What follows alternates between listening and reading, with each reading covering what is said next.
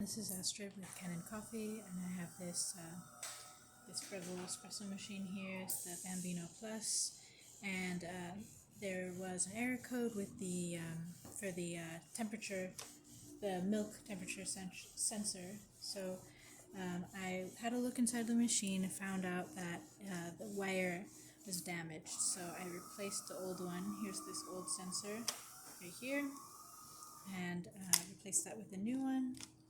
And the machine is working now, so I'm just going to show you that we can, I'll just steam some water.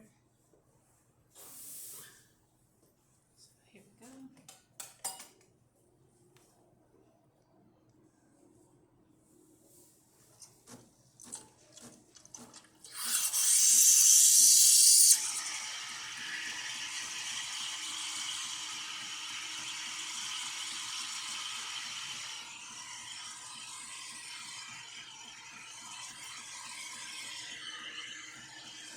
As you can see, it's working fine, steaming the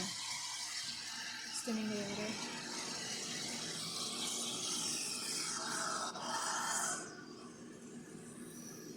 I'll just stop it there.